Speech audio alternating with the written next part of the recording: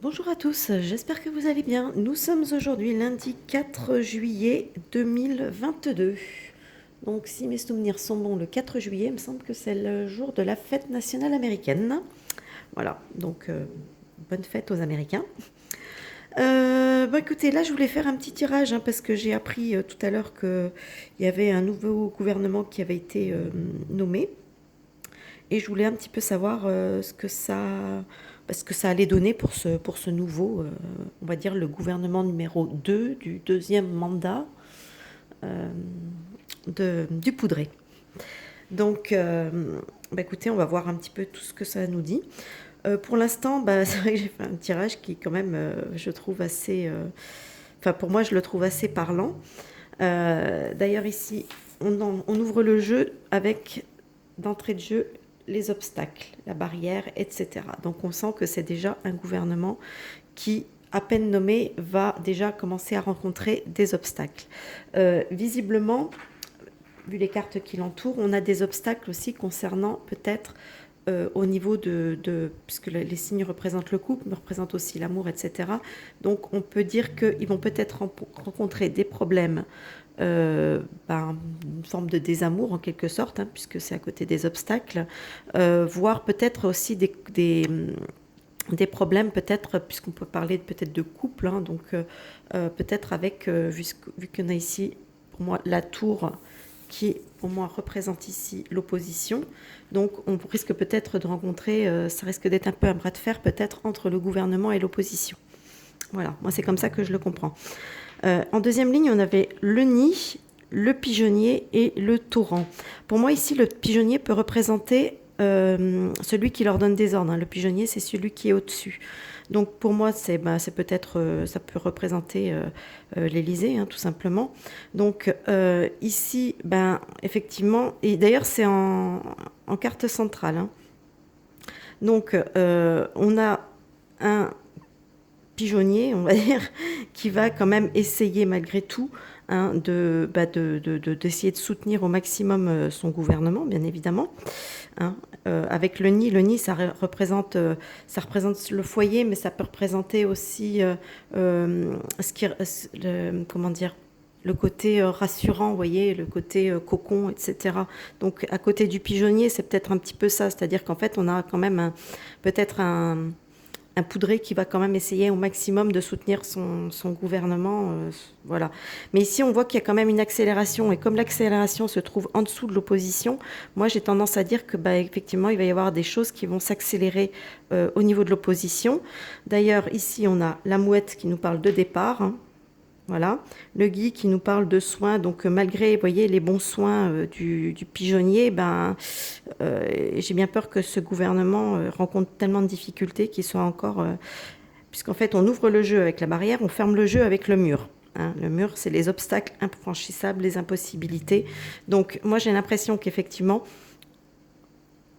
pour moi, ça me dit que ce gouvernement il risque de faire comme le gouvernement numéro 1, c'est-à-dire il risque de peut-être pas rester dans la durée. Et que Macron sera peut-être encore obligé une seconde fois de dissoudre le gouvernement et d'en reformer un troisième. Moi, c'est comme ça que je le comprends, c'est comme ça que je le ressens.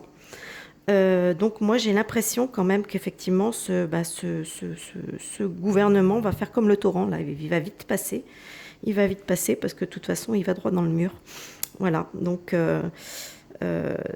pour moi, c'est clair et net. Je ne vois pas ce gouvernement durer. Alors, est-ce que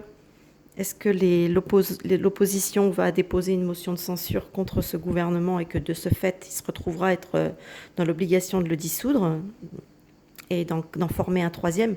Enfin, vous imaginez un petit peu, les élections présidentielles ont eu lieu, enfin les élections, on va les nommer comme ça, mais bon, personnellement, pour moi, ce n'est pas des élections. Ça a eu lieu courant avril. Donc il a nommé son gouvernement il l'a nommé assez tard, même si je ne me rappelle plus exactement. Mais je crois qu'il l'a nommé quand même courant mai, presque un mois après, j'ai l'impression. Si mes souvenirs sont bons, je ne me rappelle plus. Et vous voyez, le gouvernement, on est mai, juin, juillet, on est à peine début juillet.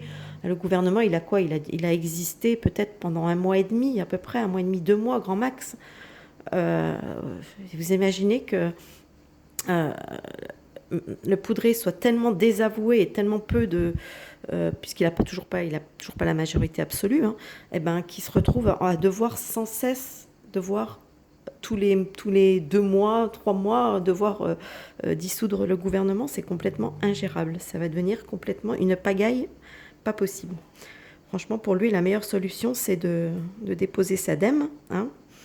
Après tout, nous, on est, comme je dis, hein, c'est nous les employeurs hein, du poudré.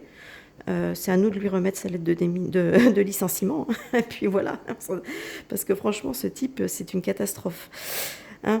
On le voit aussi bien au niveau de ce qu'il fait avec ce qui se passe à l'Est qu'au niveau de ce qu'il fait par rapport à notre économie, par rapport enfin bon, de toute façon, les gens un petit peu éveillés savent très bien qu'il a été mis en place pour détruire le pays. Hein. Donc, il remplit parfaitement sa tâche. Hein. Voilà. Bon, bah écoutez, j'espère que cette petite vidéo vous aura plu. N'hésitez pas à me dire ce que vous en pensez dans les commentaires. N'hésitez pas non plus parce que... Honnêtement, en ce moment, au niveau des sujets de vidéos, je sèche un peu parce que j'ai l'impression qu'on a un petit peu fait le tour de la question à ce niveau-là. Et du coup, c'est vrai que j'ai plus tellement d'inspiration concernant des tirages. J'ai pas envie de faire du tirage pour faire du tirage. Donc, je sais pas, si vous avez des questions particulières, toujours sur l'actualité ou quoi, n'hésitez pas à m'en faire part. Donc à partir de ce moment-là, je pense que je pourrais faire un tirage pour y répondre. Mais c'est vrai que là, voilà, juste faire du tirage pour faire du tirage, je vois vraiment pas l'intérêt. Donc voilà. Bon. Là, il y a cette occasion qui s'est présentée. Je me suis dit, tiens, je vais quand même regarder ce que ça donne. Et puis pour le reste, ben, c'est vrai que c'est un petit peu toujours les mêmes choses qui reviennent, comme ces histoires de passe, de pas passe, qui va revenir. Bon, moi, personnellement, je le sens pas. Voilà, pour moi, ça ne...